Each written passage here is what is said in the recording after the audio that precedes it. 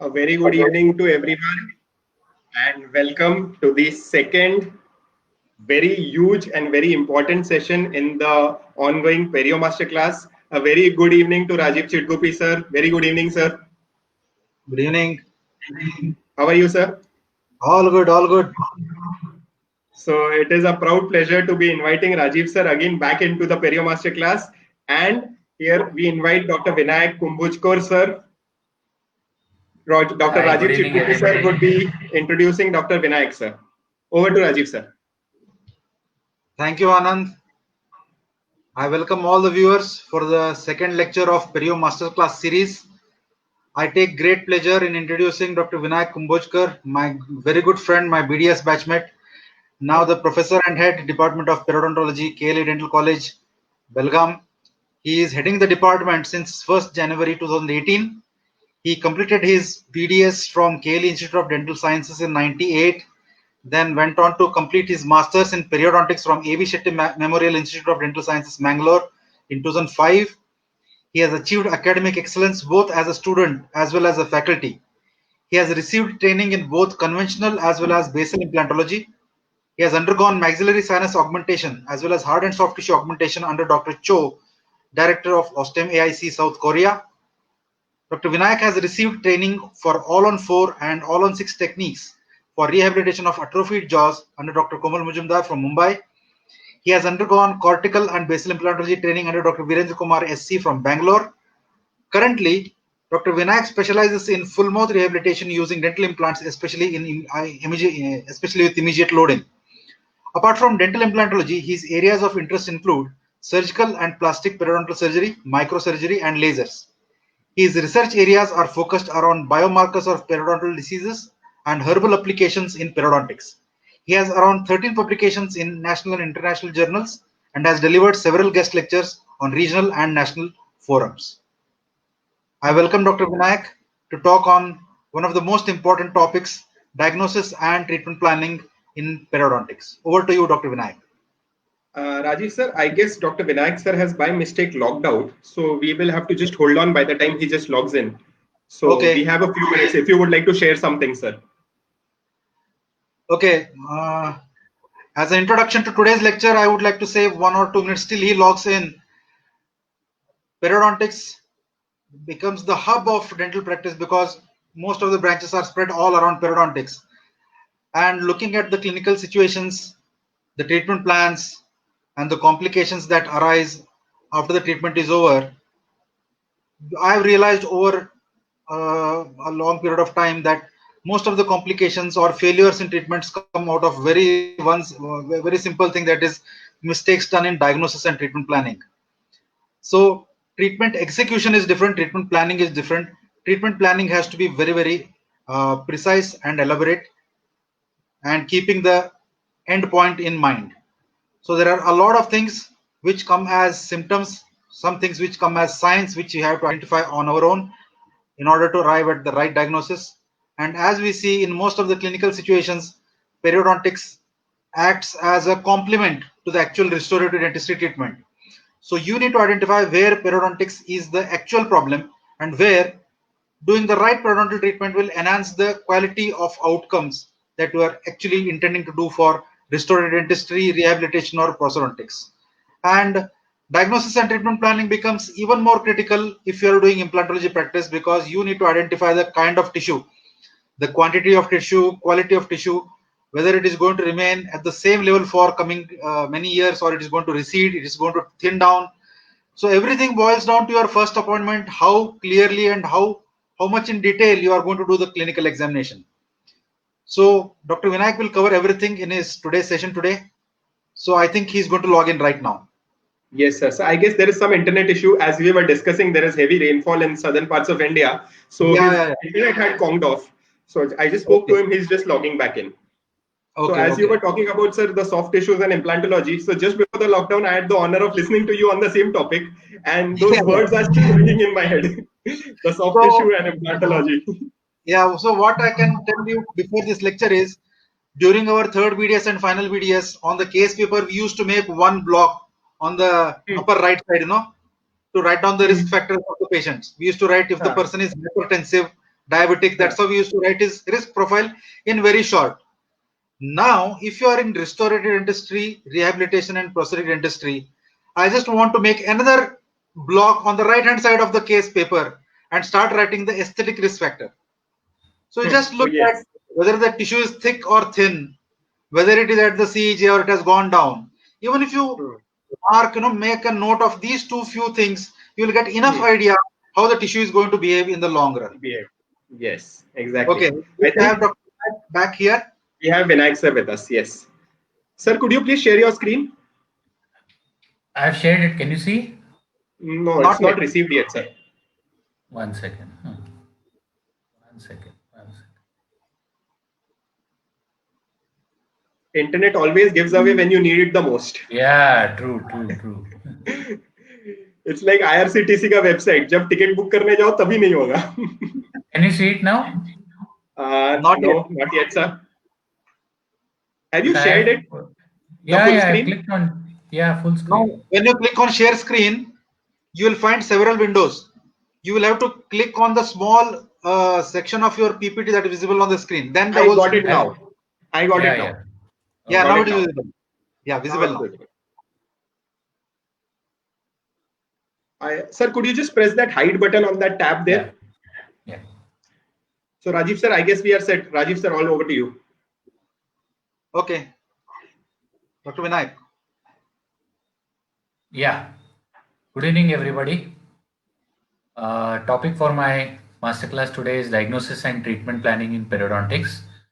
The objectives of my presentation would be mainly to empower general dental practitioners and budding periodontists about accurately assessing important clinical aspects of periodontal examinations such as probing depth, bleeding on probing, suppuration, furcation involvement, tooth mobility, fremitus, biologic width, gingival biotypes, gingival recession, some of the mucogingival problems which you see even in the absence of periodontal disease, occlusal evaluation, radiographic evaluation that you need to look at when you are handling periodontal cases, writing out and understanding lab investigations, which we tend to ignore, but is very, very critical aspect of arriving at a holistic diagnosis, developing and assessing an adequate and appropriate prognosis, because no heroic dentistry is going to be beneficial to the patient or to the dentist.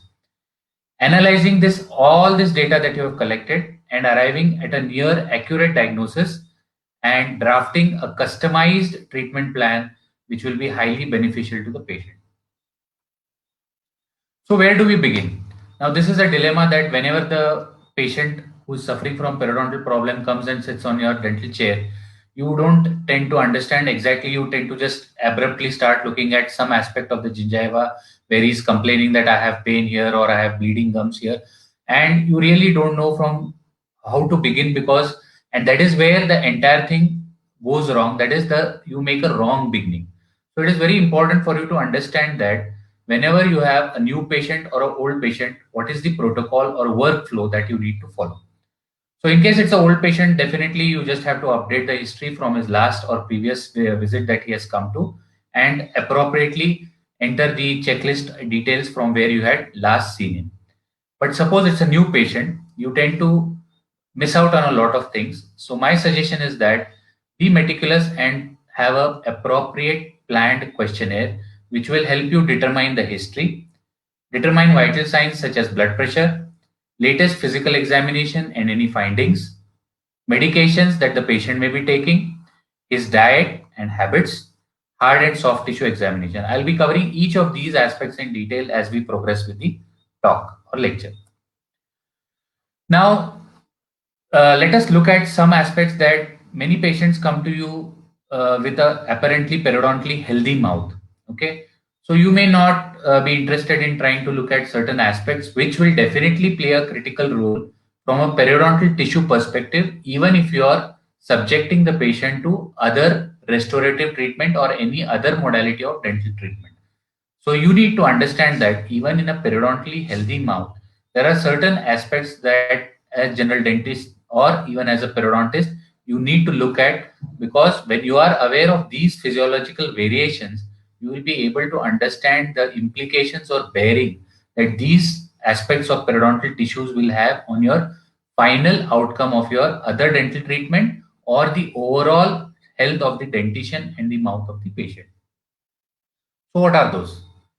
So we look at many of the situations that you find even in the absence of active periodontal disease, such as gingival soft tissue recession, facial or lingual aspects, or even sometimes even on the proximal aspect, resulting in the classic black triangle appearance.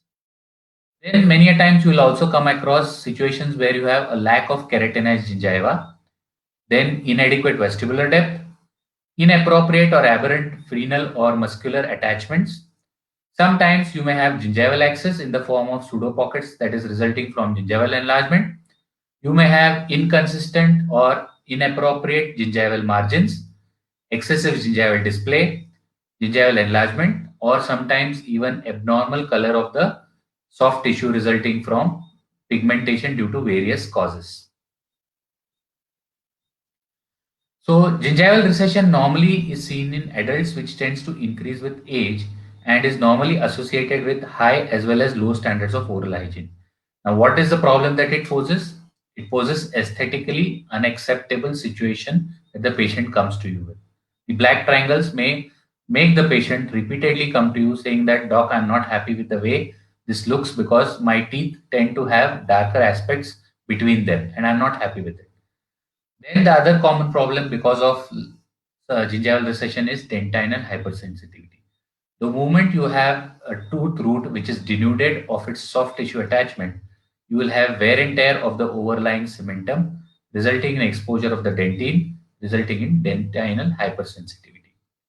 Other than this, you may have carious and non-carious cervical lesions. So we'll look at what are the non-carious and carious cervical lesions subsequently. Now, the most important aspect that you need to look at in a periodontally healthy mouth is when you look at all aspects of the oral mucosa, such as buccal, lingual, everything, you just tend to ignore the gingival aspect because it appears healthy to your eyes. So what are the things that you need to look at and keep in mind, because these are going to influence your future treatment outcomes? Gingival biotypes. This is very, very important because you need to understand that the amount of soft tissue is going to determine the stability of the entire surrounding periodontium that surrounds the tooth. So what are the types of gingival biotypes that we can come across? You may have thin scalloped, you may have thick flat contours, or you may have thick scalloped. Similarly, you need to look at what is the keratinized tissue width. Now, normally in thin biotypes, you tend to have a width of 2.75 to about 5.44 and on average of 4.15. In thick biotypes, this is between 5 to 6.65 with an average of 5.7. So this can easily be measured using the Williams periodontal probe, which I'll be explaining to you in my talk subsequently. Then the other aspect that you need to look at is overall thickness of the gingiva. So normally thinner gingival tissue was associated around the canine regions, and it may be as thin as 0.63 to 1.25 millimeters. Then you may have normally a thinner gingival tissue with a thinner biotype. How do you assess it? There are various methods, commonest being transgingival probing. I'll be covering it. What do you mean by transgingival probing? Then you may have ultrasonic measurement using ultrasonic probes. Then you may have a simplest technique whereby you can just insert your normal graduated Williams probe in the gingival sucklers, and because of the thinness of the overlying tissue, you will find that the probe is easily visible through the tissue. So this is the most simple and commonest way that you can assess the gingival thickness. So normally then you look at what is the type of underlying alveolar housing. You may again have thin biotypes wherein it may be 0.3 to 0.34 millimeters. Then you may have a thick biotype where you have a bone morphotype of about 0.75 millimeters. Similarly, tooth position is very, very critical for you to assess the type of gingival tissue that you will find. Buccal position of teeth normally is associated with a thin gingiva and a thin labial bone. I think all of us are aware of this fact. Normally, thin biotypes have a tendency to develop more gingival recession than do thick ones. So that is why you need to ascertain what is the importance of tooth position in the dental arch. So what is the correlation between periodontal biotypes and attached gingiva? Normally, you will find that presence of attached gingiva is considered as an important aspect for maintenance of gingival health. Now, there have always been controversies regarding to the width of this tissue and the thickness of this tissue that should be present for optimal periodontal health. So normally a consensus with various studies and research work has agreed upon that 2 millimeters of keratinized tissue and 1 millimeter of attached gingiva are desirable around teeth to maintain periodontal health. So keratinized tissue means I am talking of the free gingiva, and 1 millimeter of attached gingiva, that is from the free gingival groove to the mucogingival junction, is the attached gingiva. So 2 millimeters of keratinized tissue and 1 millimeters of attached gingiva is most desirable to maintain optimal periodontal health. So based on these aspects of gingival morphotypes, Cairo et al. Have devised a classification for recession other than what we have studied in our BDS days, that is the Miller's classification and the Sullivan and Atkins classification for the palatal aspect. So what are these parameters that Cairo has given? He has categorized them into recession type 1 or RT1, where gingival recession is accompanied with no loss of interproximal attachment. The most desirable, if you want to have any form of recession, there should not be any interproximal loss of attachment. Recession type 2 or RT2, where gingival recession is associated with loss of interproximal attachment and the amount of interproximal attachment is less than or equal to the buccal attachment loss. And then in RT3, you have gingival recession, which is associated with loss of interproximal attachment. The amount of interproximal attachment is greater than the buccal attachment loss. So these are the categories given or put forth by Cairo: RT1, RT2, and RT3. Then we look at what is the sequelae if you do not correct gingival recession. As I just said, stated earlier, that dentinal hypersensitivity is going to be the most common problem that these patients are going to report to your clinic. So in a population of 3,000 patients in a study, about 28% stated that hypersensitivity affected them importantly or very importantly. Okay. So there are wide measures of treatment that you can manage dentinal hypersensitivity with: simple application of in-house or in-office agents, or complete coverage of using the mucogingival surgical techniques. Then you may have certain conditions that arise in the form of root caries or non-carious cervical lesions. Now, non-carious cervical lesions are much common in a patient who is maintaining good optimal mechanical plaque control.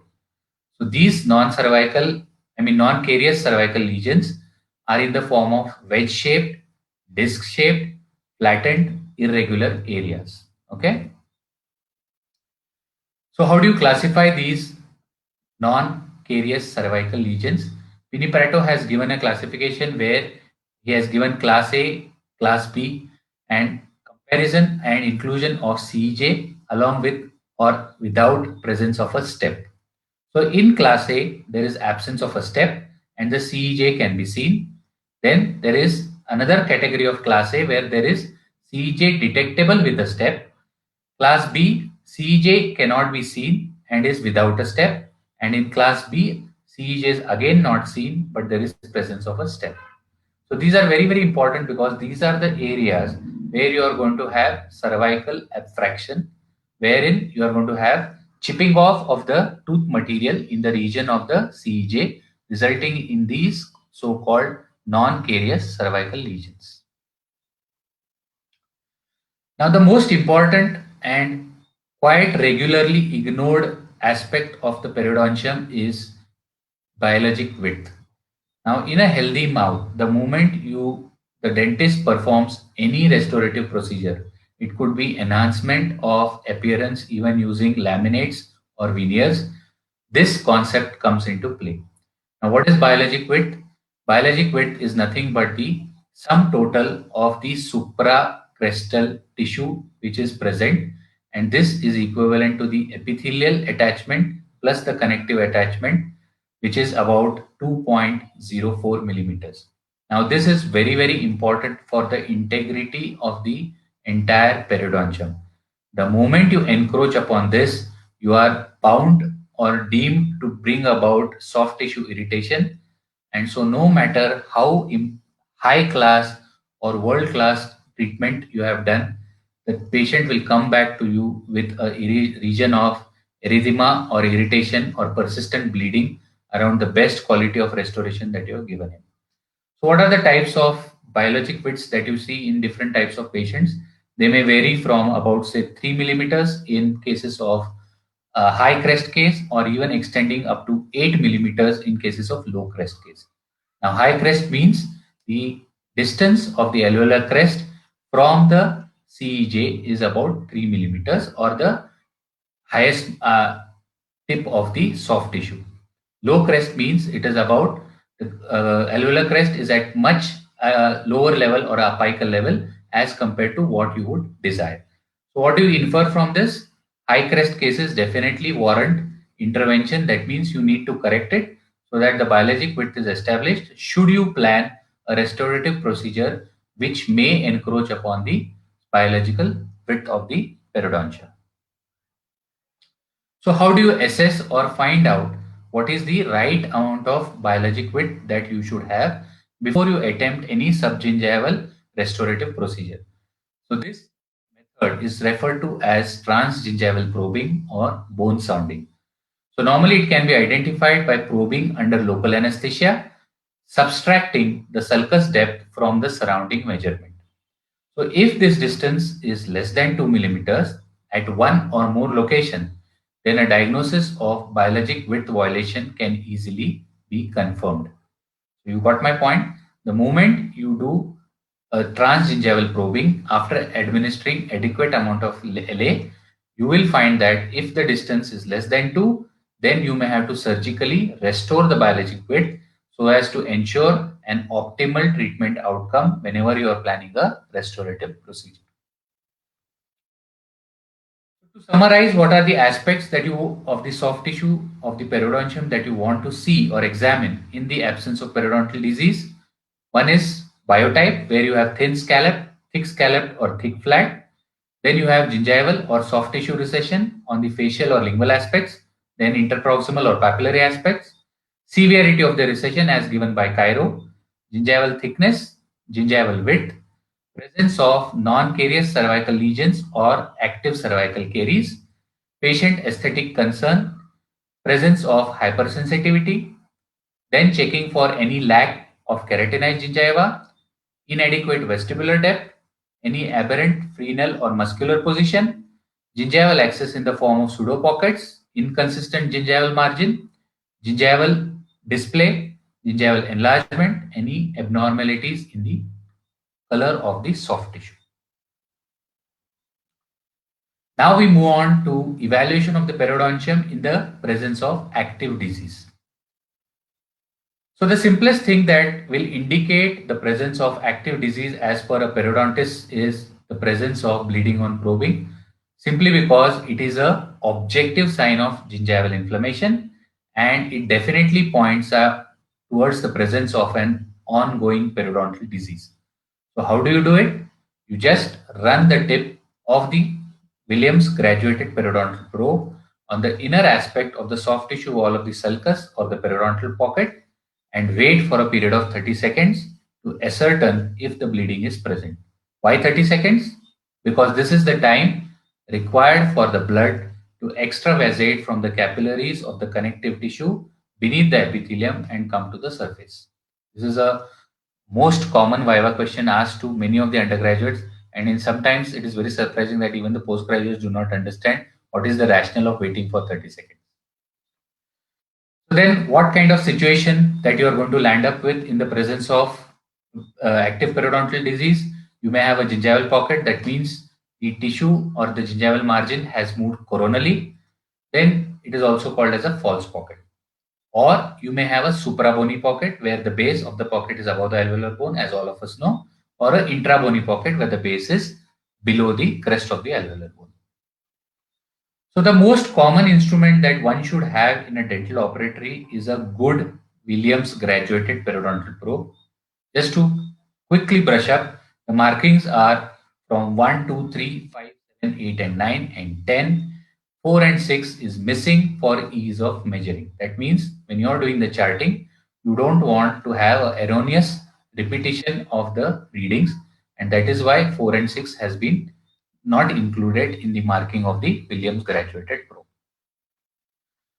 Now the disadvantage of a manual non-pressure sensitive probe is the amount of force with which you insert the probe, because I'll be talking about how you actually use the method for probing when you want to check the pocket depth. So invariably, whenever you use excessive probing force, you may actually end up creating pockets rather than measuring them. So the right amount of probing force is exerted by something called as pressure sensitive probes, as you can see in the image. So they are basically the second generation probes which were devised by Frank Hunter in 1994. It is also denoted by the acronym TPS, which stands for True Pressure Sensitive Probe, which imparts an accurate 20 grams of probing force. Resistance and the indicator lines will coincide together, and a constant pressure of 20 grams has been reached, and the reading is then taken. In India, we have something called as click probe, which is available. When the right amount of probing pressure is reached, you hear a clicking sound which is produced. I think the cost of a click probe is somewhere around 6,800, but it definitely gives you the ease of probing without exerting undue probing force. Now we need to understand what is the method of periodontal probing. See, why I am explaining all these things is because many of the time it is a general practitioner who is going to be the first person to do all this evaluation. So when all this baseline or groundwork is done, you are in a better situation whether you want to handle the patient at your level or whether you want to call a periodontist to take over so that he can render a better or a higher quality of periodontal care. So the method of assessing periodontal pockets is something called as walking the probe. As seen in the figure, you can start from the distal aspect of the tooth, repeatedly at successive intervals, withdraw and insert the probe. So it gives you an in-depth analysis of the deepest point of the periodontal disease so that you do not end up underestimating the disease by simply probing only one aspect of either the facial or the lingual or the interproximal areas. So you start from the distal aspect and move towards the mesial aspect. Similarly, on the lingual side, distal to mesial, and then the interproximal areas, that is mesial and distal. So these are the areas that you are going to check for when you want to find out the presence of pockets. So as you can see in the figure, you will find that the gold standard that you're looking at is something called as clinical attachment loss, the top figure on the right hand side. So what are you interested in seeing is the clinical attachment.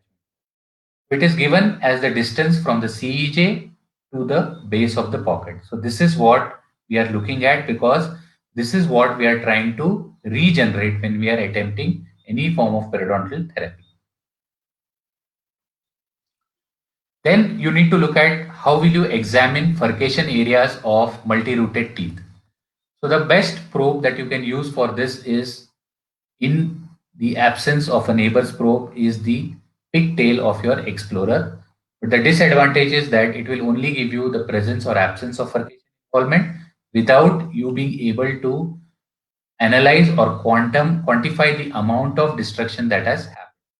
The most ideally suited probe is the neighbor's probe, where you are going to find that it has got markings at 3 millimeter intervals each, and you can assess both the vertical as well as the horizontal component of bone destruction that has happened in the bifurcation areas of maxillary and mandibular teeth.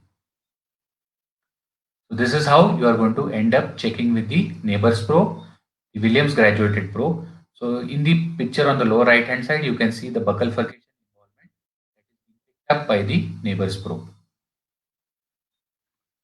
Now the most important aspect after you have done this initial periodontal examination is what kind of radiographic evaluation you want to do, because you want to confirm certain aspects in detail. So the best ideal suited radiograph for localized evaluation would be a IOPA. So what are we looking at in radiographs? We are looking at the amount of bone that is present or remaining, condition of the alveolar crests, the bone loss in the furcation areas, width of periodontal ligament space, local factors which can cause or intensify periodontal disease. So these are the things that we are trying to check in a radiographic evaluation. So as I told you, the most easily available and most commonly available facility in any dental operatory is the IOPA, standard intraoral periapical X-ray. As you can see, you can assess the type of bone loss, whether there is a crater, angular bone loss, or a horizontal bone loss. You can even assess the distance of the furcation entrance or furcation involvement and the type of bone destruction that has happened. Now, OPG is always advocated when you look at a patient and you have an impression that the possibility of generalized periodontal disease exists. So you would not want to subject the patient to a full mouth IOPA because of the fact that there is going to be a higher amount of radiation exposure, and it will not give you a holistic picture when you want to look at all the four arches in one go. So in such cases, you can simply first advise a OPG so that you can definitely guide the patient with the OPG in your hand about the bony involvement, the bony destruction, and the amount of bone that is remaining in his entire dentition. Once you have decided a treatment plan to arrive at a better diagnosis and to finalize your prognosis, you can take specific IOPAs of the areas of interest that will help you get the or capture the finer details of that area of interest. Now, the best tool that is currently available at our disposal is a cone beam computed tomography. This is going to give you, most importantly, a three-dimensional view and a complete view of the entire jaw, along with the type of bone, the quality of bone, the amount of bone present in a three-dimensional zone of the dentition that you are examining. Most importantly, it is very easy using a CBCT for you to make the patient understand what is the exact situation so that he should not have unrealistic expectations from the treatment plan that you are going to subsequently plan out for him. Because many times we end up having problems with the patient because patients have unrealistic expectations from the dentist, and the dentist, for whatever rhyme and reason, do not want to disclose the real outcome that he can achieve with the type of skills, with the type of setup, with the type of armamentarium, with the type of cost benefit ratio that the patient is expecting from the treatment that is required to be given. Now, the other aspect that you want to look at before you move on to other things is occlusal evaluation. Now, occlusion is a very, very tricky aspect. A prosthodontist definition of occlusion is different, orthodontist definition of occlusion is different, and a periodontist definition of occlusion is different. But today I'll be talking only about what we are looking at from the periodontal perspective. So how do you start examining the occlusion whenever you want to evaluate a periodontal individual or even sometimes a patient with active periodontal disease? That means in first situation, you may end up having primary trauma from occlusion, and in the second situation, you may have secondary. In either situation, you want to find out what is the occlusal status. So you start with the patient in the rump position. Rump means rearmost uppermost position of the mandible, or that is also called as the centric relation, that is bone to bone relation, and you record the initial contact. Then you make the patient close in centric relation and then slide it to centric occlusion. That means from posteriorly he glides slightly anteriorly into the centric relation. You record and the slide horizontal as well as the vertical slide and deviation of the mandible either to the right or to the left. Next, have the patient close in centric occlusion and slide to the right lateral position. That means the right working position. Record balancing side and working side contacts. Then you have the patient slide into the left lateral. So on the right, then on the left, and record again the same. So the right becomes the balancing side, left becomes the working side. Finally, you ask the patient to close in centric occlusion and slide into an edge-to-edge position. So all these points of contact you are going to check with a functional articulating paper the thickness, the methodology, the red mark, the blue mark, everything, it is quite elaborate. But normally you tend to have thick and thin articulating papers ranging from 16 millimeters in thickness to up to even 100 millimeters in thickness. So normally you begin with the thinner paper and then slowly move to the thicker paper. Okay. Once you have finished with the occlusal evaluation and you are satisfied that, okay, I have found out that there are no occlusal discrepancies or I have noted what is to be corrected, we move on to lab investigations that you want to advise. So what are the lab investigations? You may have a lot of situations whenever you are taking the questionnaire where the patient is giving you a relevant medical history pertinent to cardiovascular diseases, endocrinal disorders such as diabetes mellitus, hypo and hyperthyroidism, infectious diseases such as AIDS, hepatitis, tuberculosis, and in today or present scenario, including COVID-19. Liver and kidney dysfunctions, cancer care patients, then patients who are abusing tobacco and drug abuse, medications which alter blood homeostasis, that means qualitative and quantitative disorders of the hematogenous or hemopoietic system, then metabolic disorders which affect bone and skeletal system. So these are the various conditions where you want to warrant a investigation from the lab, either from your side or you refer the patient to the physician, and with the physician's consent, once the lab investigation has been done and the green signal has been given by the physician for go ahead of the treatment, you can then start with the periodontal intervention. So to sum up, what are the risk factors that you're looking at for periodontal diseases? The patient-associated risk factors will include smoking, alcohol consumption, nutrition, stress, socioeconomic status, diabetes, family history, gender, age, medications, systemic conditions, compliance, motivation, then certain genetic factors, then the oral factors such as poor oral hygiene, which includes plaque and calculus, bone loss, the type and severity, fluoride, salivary flow, outcome of any previous treatment, proportion of proportion of residual periodontal probing, that is number of pocket depths greater than 6 millimeters, what are the number of missing teeth, prosthetic appliances, occlusal trauma, bruxism. Tooth-associated factors such as bleeding, microorganisms, malalignment, iatrogenic factors such as restoration crown margins, furcal involvement, mobility, infrabony defects, caries, erosion, and local anatomic variations such as enamel pearls, cervical enamel projections, and palato-radicular grooves. So this table sums up the entire aspect that you need to look at or evaluate in a patient who has come to you with periodontal problems. Now, the next step that you want to look at is developing a appropriate or a proper prognosis. Why is it important? Because prognosis is going to be the expected outcome to the treatment plan that you have decided upon. Now, if you expect that the treatment is not going to succeed, there is no point in attempting, because time, cost, and the risk associated with it is very high. So you do not want to subject the patient to a lot of surgical aspect, lot of material aspect, as well as a lot of time consuming repeated visits, and then ultimately say that I tried my best, but I don't think it worked.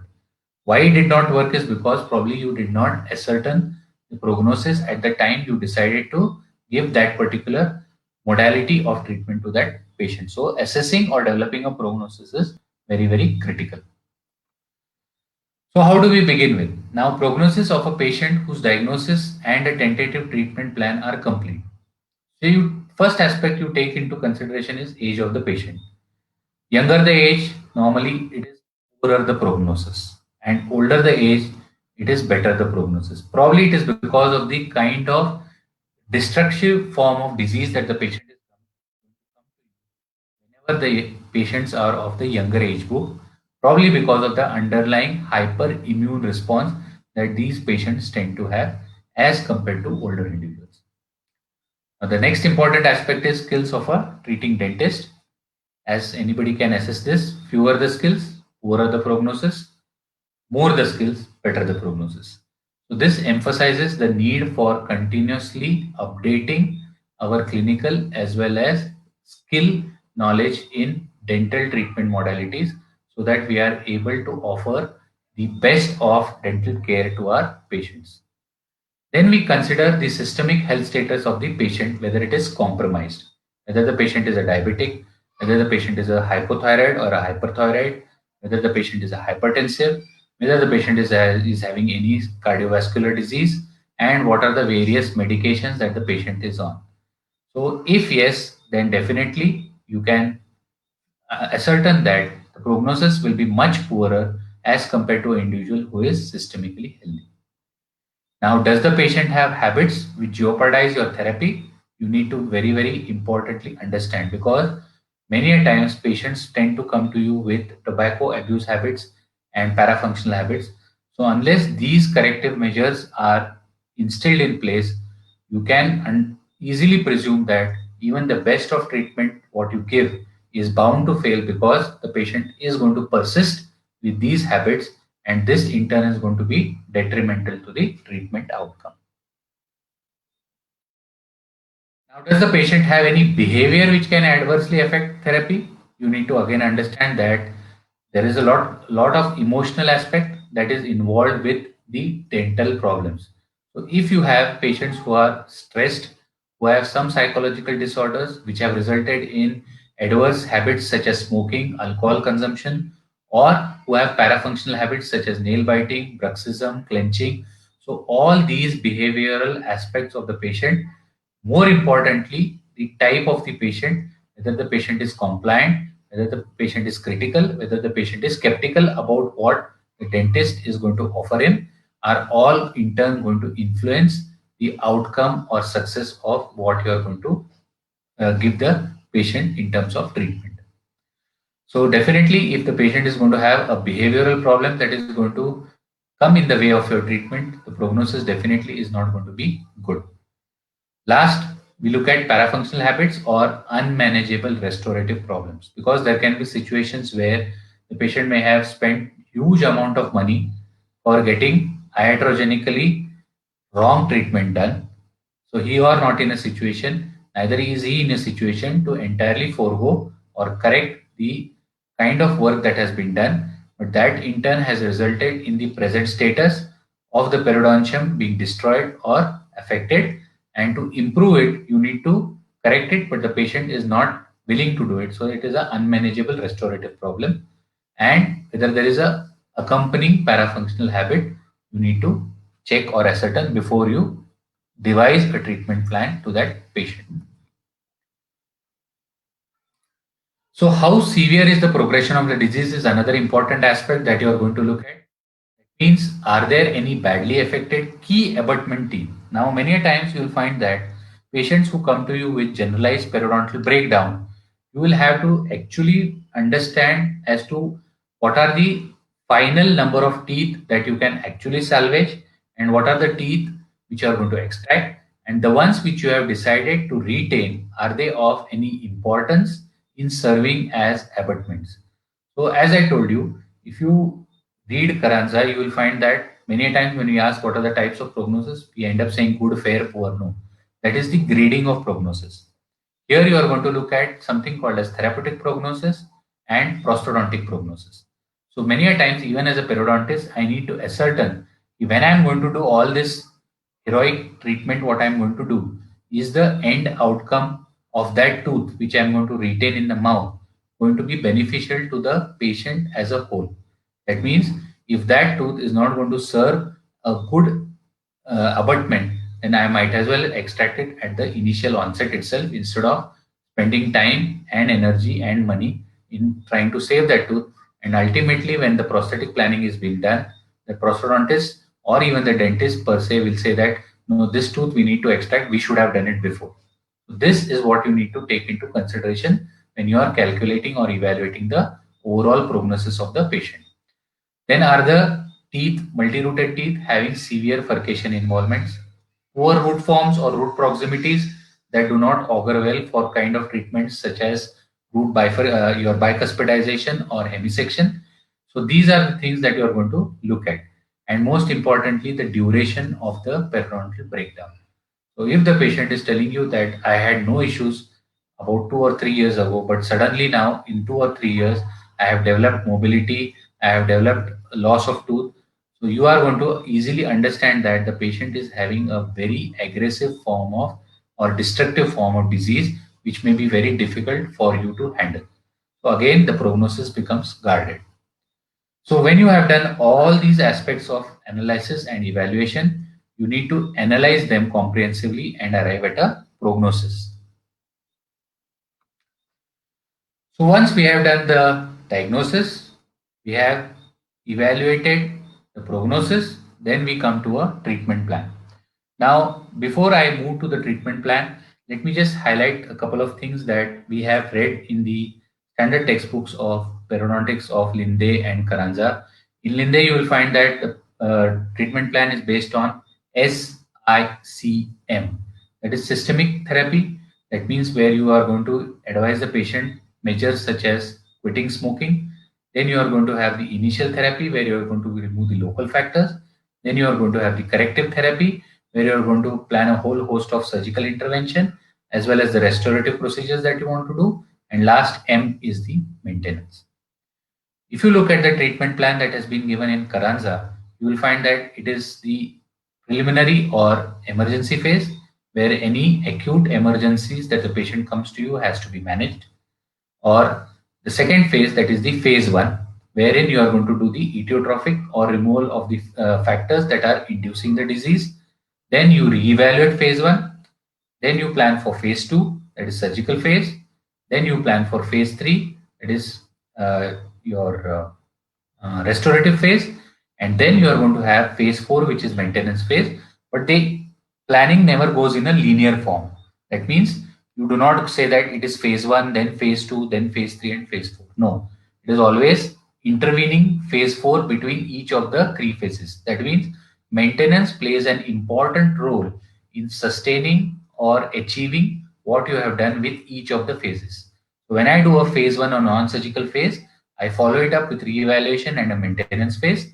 Then when I feel that there is a requirement for surgical intervention, I go for phase 2.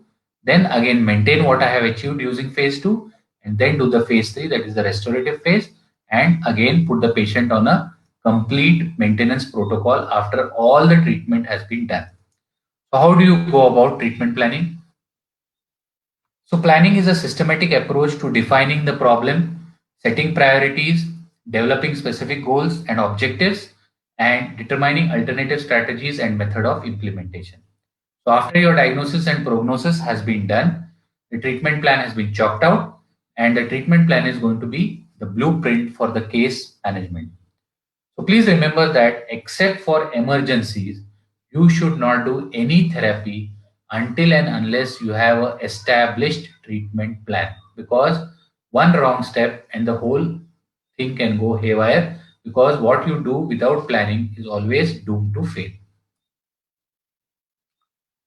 So you are going to look at emergency treatment, then you are going to look at periodontal pocket therapy, which is surgical, non-surgical, endodontic therapy for endodontic involvement, need for occlusal correction, including orthodontic therapy, implants wherever you want to restore the dentition, need for caries removal and placement of temporary and final restorations, prosthetic replacements which may be needed, and teeth which will serve as abutments for fixed prosthesis, as well as aesthetic considerations when you are doing the periodontal therapy. So as I told you, this was the phases that I just discussed, which is given in Carranza. It is never in a linear phase. Now today we are going to look at something called as a trimeric model, which is a new model of periodontal treatment planning. This is the reference which is given by Khalid Azuni and Basel Tarakji in the Journal of Clinical and Diagnostic Research in the year 2014. So basically it believes in trimeric phase. That means it is derived from the acronym of trimer, which means 3 petals. Many times some of flowers such as lily, which have 3 petals. So what are the 3 phases or 3 petals on which this trimeric treatment planning is based is a systemic pre-phase and emergency treatment, which includes phase 1 or initial therapy, and phase 2 and phase 3. Now the central portion or the green portion denotes phase 4. Now trimeric method of treatment planning depends upon it being ended as well as being centered around maintenance phase. So you always want to end each phase with maintenance phase as well as focus on achieving what you have done with each of the phases with good appropriate maintenance. So we will look at each aspect of these primary treatment phase planning in detail. So the initial therapy involves procedures such as management of emergencies, antimicrobial therapy, diet control. You want to correct any vitamin or any other nutritional disorders which are present, patient education and motivation, correction of iatrogenic factors such as faulty restorations or any kind of prosthesis, deep caries, and mind well, here we are having endodontic treatment also, which in our standard textbook of Karanza is included under phase 2 or surgical phase of therapy. So here we are looking at correction of deep caries, including endodontic treatment, right in the initial therapy itself. Management of hopeless teeth, that means you decide whether you want to retain or whether you want to extract it. Then you proceed or plan with a preliminary scaling so as to be able to assess the periodontal status in a much better way, do temporary splinting, occlusal adjustment, and any minor orthodontic tooth movement that you want to do to achieve a proper physiologic occlusion, and then proceed further with scaling and root planing that completes your non-surgical phase. Then you have a reevaluation phase, which is normally done 3 to 6 weeks from initial therapy. It includes results of initial therapy, that is the extent of improvement in pocket depths, as well as any gain in attachment, re-evaluation of oral hygiene status, and affirmation of the oral hygiene instructions. This is very, very important because you need to keep reinforcing to the patient that his role in achieving the successful outcome of a good periodontal treatment is of utmost priority. Then you measure bleeding and plaque score. Then you review diagnosis and prognosis and modify the whole treatment plan if it is required. You're doing the re-evaluation. So it should be done after 3 to 6 weeks of surgical as well as restorative phases also. It is the most important phase in the treatment plan as major decisions during treatment are made in it. Then you have phase 2 where you are going to do pocket management in specific situations, correction of irregular bony contours or deep craters, removal of gingival enlargements, areas of suspected or incomplete removal of local deposits, percussion involvements, distal areas of last molars where you can expect some kind of mucogingival problem, if there is any persistent inflammation, and root coverage. Finally, you follow up this phase 2 with phase 3, and interspersed between each of these phases is phase 4. What are the advantages of this trimeric model? It introduces a logical, easy to remember order of steps for periodontal disease treatment. It makes maintenance phase in the center of the treatment plan, and it establishes a goal of periodontal treatment which should be reached after completion of each of the phase. Clearly indicates the necessity of re-evaluation between the treatment phases to check the improvement of periodontal condition after each treatment phase and revise the overall treatment plan accordingly. So there is an extended form where you are going to have a periodontal surgery or pre-prosthetic surgery as an expanded form of surgical phase for pocket reduction or crown lending surgery or root coverage surgery. And you have an adjunctive orthodontic therapy which has got a unique position in periodontal treatment plan as it should be undertaken only after periodontal disease has been controlled. Failure to control active disease can result in acute exacerbation of bone loss during tooth movement. So this is the extended treatment model of the trimeric model of periodontal disease treatment. So what did you see in the broken arrows? It means that you don't simply jump from each phase to the other, but you focus on a more controlled maintenance phase between the two and only decide to shift to the next phase when it is utmost necessary or mandatory. Now the green highlighting indicates that the disease is in a control phase, which includes the initial phase as well as a part of surgical phase, but not an adjunctive periodontal, not an adjunctive orthodontic therapy. So as I told you, the right hand side is the disease control phase. So you include everything there. That means if you want to do a periodontal surgery, you don't do everything in one go. You do it in a stepwise manner and implement the maintenance phase in between. And later you include orthodontic treatment as an extension of the trimeric model if you want to correct any aberrant malaligned teeth that are present. So what are the advantages of the extended trimeric model treatment plan?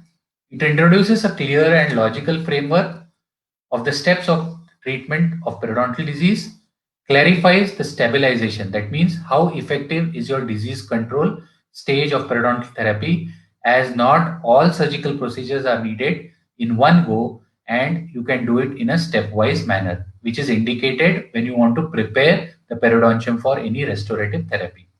It indicates the placement of adjunctive orthodontic therapy after stabilization of periodontal infection before any restorative or surgical preparation is further planned. So to sum up, how will you have a workflow in diagnosis and treatment planning? You have a new patient, assess his chief complaint, medical dental history, extra and intraoral soft tissue examination, do the initial periodontal examination, assess all the clinical parameters such as pockets, furcations, bone loss, all those things which we have just discussed. Then if you have evidence of alveolar bone loss, probing depth greater than 3 mm, furcation involvement, bleeding on probing, clinical attachment loss, recession or inadequate gingiva, presence of exudation or suppuration, you are going to have to formulate a diagnosis and prognosis. Once you have diagnosed a periodontal disease, you are going to do phase 1 periodontal therapy as per the severity of the disease, evaluate at the end of 4 to 6 weeks, assess the control of inflammation, plaque as well as occlusion. If they are not under control, even after you have done the best of phase 1 therapy and re-evaluated it at the end of 4 to 6 weeks, refer it to a periodontist for phase 2 periodontal therapy, followed by re-evaluation at 3 months. On the right hand side, when all parameters are normal, you have a clinically periodontally healthy individual, you just subject him to scaling and root planing with recall at 3 to 6 months, assess the stability of clinical periodontal health, and yearly recall evaluations with appropriate radiographs if required. So this is how you're going to have the workflow for doing the diagnosis and treatment plan. Thank you for logging in and giving me a patient hearing.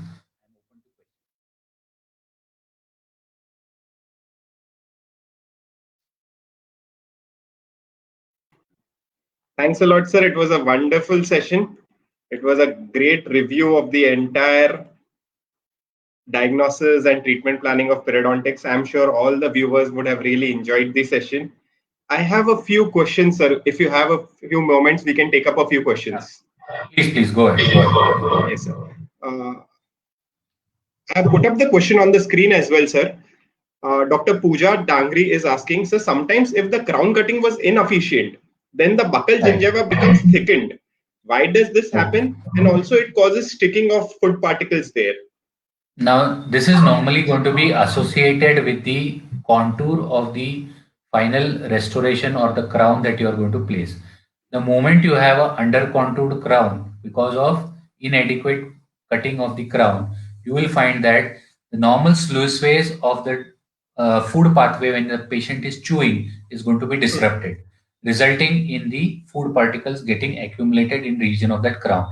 So if at all you want to err in terms of the contour of the crown, it is always better to err on the excessive side. That means you can slightly over contour the crown as compared to under contouring it when you have a relationship with the periodontal health.